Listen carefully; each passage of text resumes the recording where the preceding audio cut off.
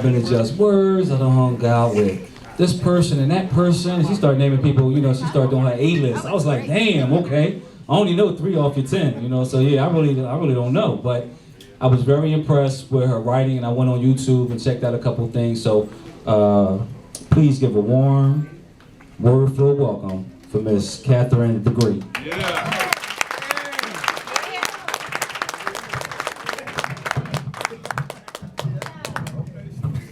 She's got 53 poems memorized. I told her she can't do all 53 tonight. She's got to come back, though. All right?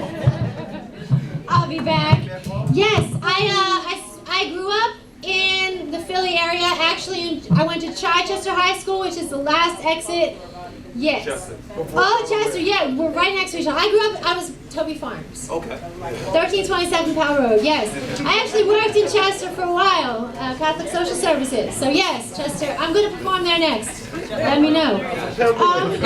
Wood right here. All right, I love it. We got to hook up. All right, so I have DVDs. They're $5, but let me show you what I can do first. This is Comet Hails the End of Humanity. The first time this comet came around, 8,500 years ago, the ancient sky watchers chiseled into stone their naked eye observations. On the same planet, under the same comet again, my modern pen, $1 for 10, spits rehash passion again. There's nothing new in what it spews. Only back then, the pen was a rock, hammering another rock, carving marks into the rock of a cave wall. I have nothing new to write at all, but everything back then was new to them. A rock. It was such an imprecise instrument, so they worked hard to carve the messages sent in the millennium of 6000 BC. Huddled together, they were nomads back then. They spent their lives in tribes by family, and they tended to all their primeval sheep, grazing goats in a wilderness sea. Nighttime, under that sky, they closed their eyes with their dream fears in the early years of the earth in a shadowy, unknown time before time. So they made the empty world their home and entertained themselves by the twilight arc and the soaring larks against the changing light on the projection screen scene of blooming night. In a country where I have countless rights, rejecting the existence of gravity as one. I can choose to conclude I am God if I want, as if I could create a pulsing sun. My glasses cage my eyes, so I, born free, choose to feel the first steps down. Got all I need in myself to find my own way.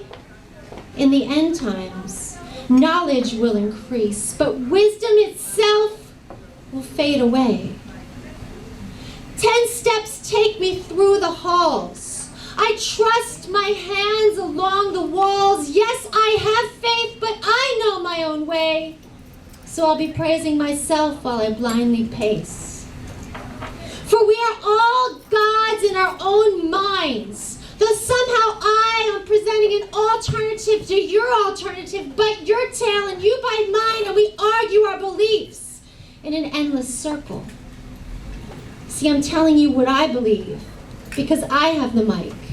But I would never ask you to agree. No one can change how another sees. Longitude and latitude net the earth. And even the unknown is already owned by businessmen and their governments. To them, the rest of humanity just infests the planet. But someone has to manage the masses. They make sure we are organized, categorized, institutionalized, and chastised. They medicate, incarcerate, interfere church with state, berate us when we reject what's expected, leave the schools to the fools, and teach my kids to follow there are rules. See, even the powerful are blind when the blinds are sealed. And even the religious thugs are just bugs like us, fighting each other for crumbs in the dust. You may think you're a bigger man than me, but you're living in spiritual poverty. What good is it to gain the whole world and lose your soul in the process? And to the powerful, it's every man for himself. So only the strong will feed without fear the screams of the weak in their unhearing ears. Now evil is running rampant around me. For decades, UNICEF food donations have sat on runways in North Korea, Ethiopia, and Haiti. See, the government wants their cut of these humanitarian supplies in the form of import taxes. Or local militias take control and feed their own while the village babies starve. This is how much we hate each other.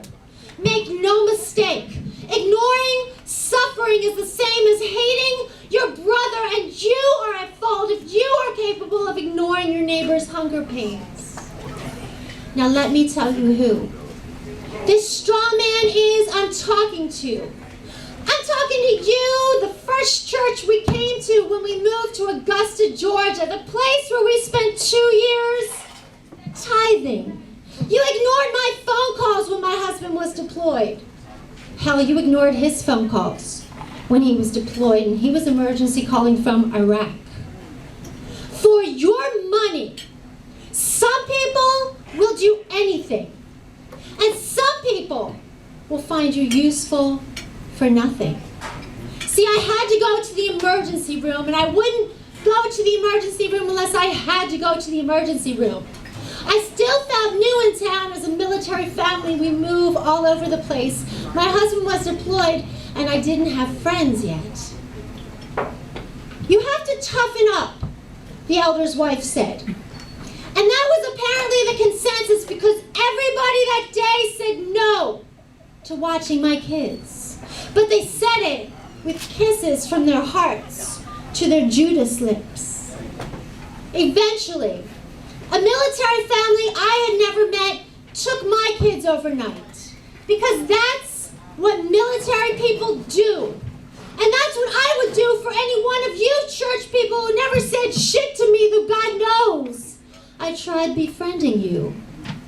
You sat in the pew all rich and white and pretty because God had rewarded your righteousness with lives so damn perfect that my suffering was an obvious sign of sin with which you didn't want to contaminate your new $2 million building.